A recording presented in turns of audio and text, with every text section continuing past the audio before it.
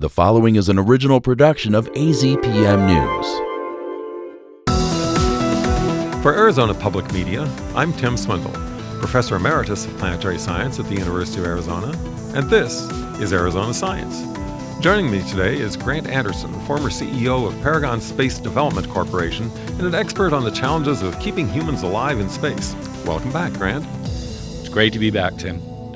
The Artemis II mission excited the public about the moon once again, but not everything went off without a flaw, as you might expect. What were some of the interesting things you saw about the challenges they had?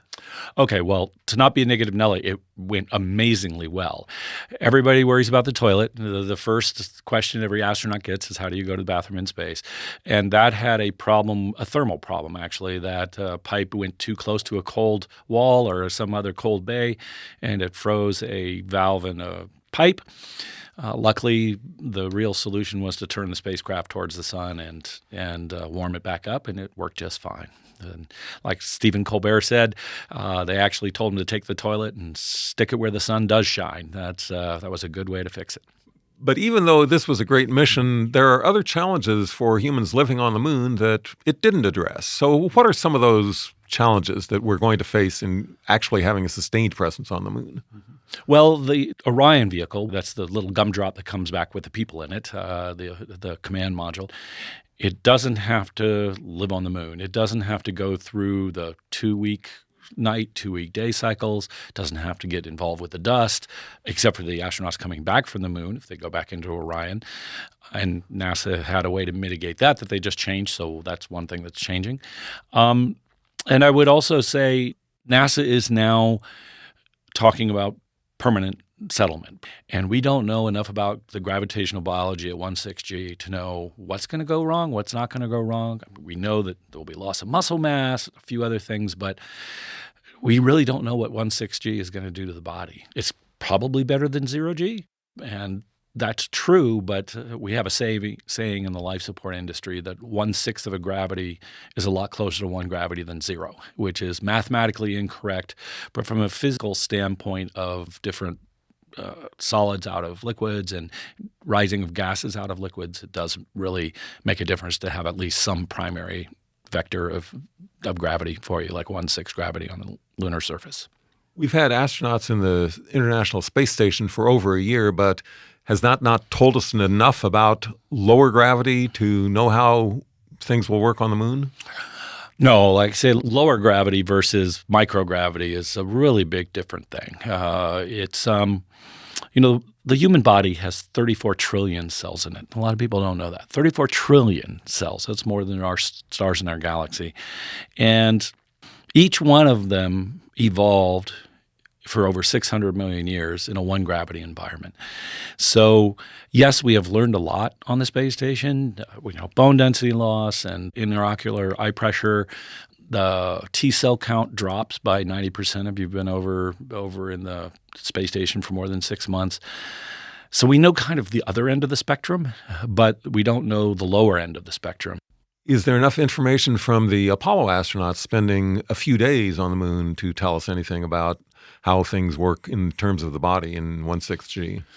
Not the body. The body can take pretty much anything for a few weeks. They didn't have to exercise. It was a lot of exercise actually to walk around because the EVA suit they had, the extravehicular activity suit, the space suit they walked around in, it's stiff. It's full of 5 or 3.5, 4 psi worth of oxygen, so it's hard to bend. It's like being in a big sumo suit or something.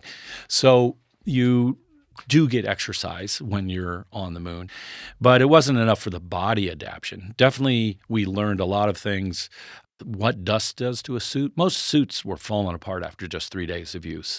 Harris and Schmidt actually wore the rubber handle off of a standard hammer that they got from like Ace Hardware with the black rubber handle. Just wore it right off in 3 days. Lunar dust, lunar regolith is like nothing on Earth. You can't simulate it because it has no interstitial gas. 10 to the negative 12 torr for 4 billion years will do that. And it's bombarded by micrometeoroids for 4 billion years. So that really is something that we're just going to have to learn when we get on the surface. You mentioned the dust. We have been aware of the dust since the Apollo era. How do you deal with it, and what do you think are the biggest problems? Or do we have a way to deal with it yet? We always think we do.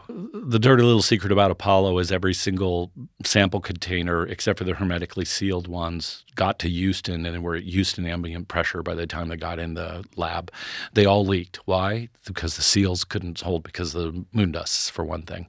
There are some hermetically sealed ones, but when I talked to the curator, they're at about 10 to the negative 6 torr, which is 6 orders of magnitude more than when they were collected. And there's not enough of it to really do major tests with. So we are going to be testing dust mitigation and dust resilience when we get there. We can try to do it, rub it with sandpaper or whatever you want to do, but just nothing is like moon dust. It's very, very tough. Well, it's impossible to simulate. Do we know what the habitats that we will be living in on the moon will look like?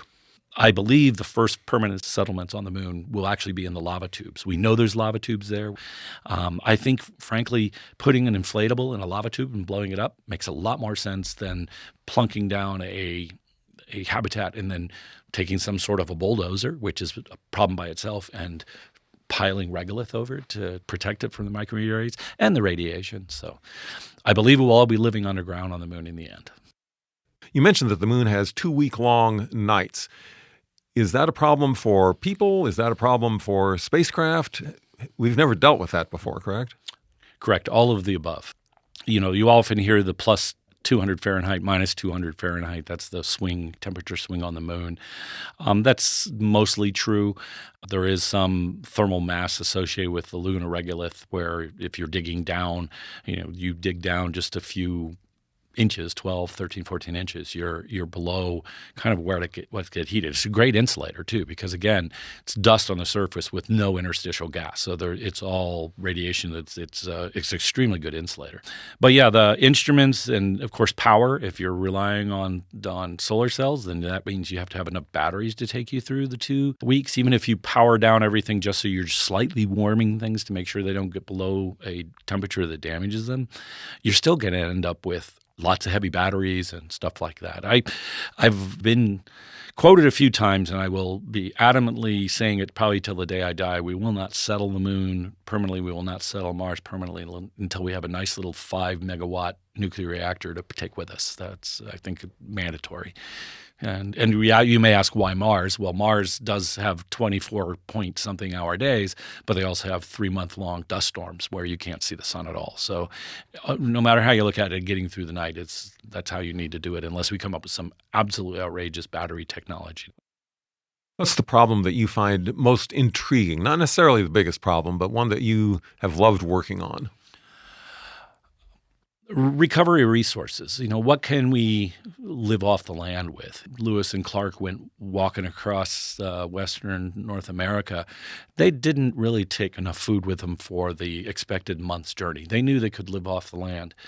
Obviously, you're not going to hunt a buffalo on the moon, but what can you extract from the soil? We're finding out that there's more water than we thought. Every time we seem to look for water, we find a little bit more. But is it accessible? Can we actually extract it? What else comes out with the water? How do you clean it?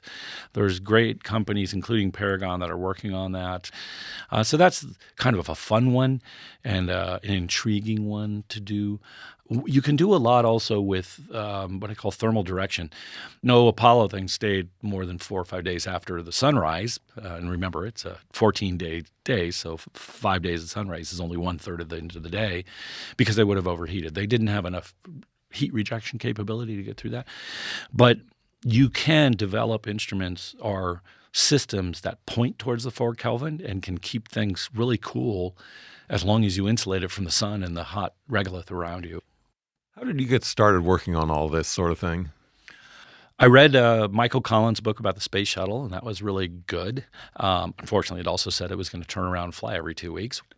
That has gotten me in trouble because somebody said, it was a great engineering achievement, the shuttle. No, it was actually an engineering failure. It was a technology achievement. It was a fantastic technology achievement. But engineering is the economic application of science. If you build something that does really good things, but it costs too much, it's not an engineering solution. Yeah, it's a science solution maybe, but it's not an engineering solution. Anyway, so I read Collins's book, and then I actually worked in the airlines for a little while during college, and then I got to Lockheed and worked government stuff. And through that, and then going on to the space station program, the space station solar array program, and designing the solar arrays, being the head designer for those. But the designing around human is really, really tough. It's really interesting. We shed skin, we shed hair, and everything else. It's just such a multifaceted problem. And the psychological problems, too. You have to account for that also. Well, thanks for coming in and talking with us, Grant. It's been a joy, and anytime. Our guest today has been Grant Anderson, an expert on the factors involved in human adaptation to living in space. This is Tim Swindle, and you have been listening to Arizona Science. You can hear more of this conversation and others on our Arizona Science segments by going to the AZPM podcasts at azpm.org.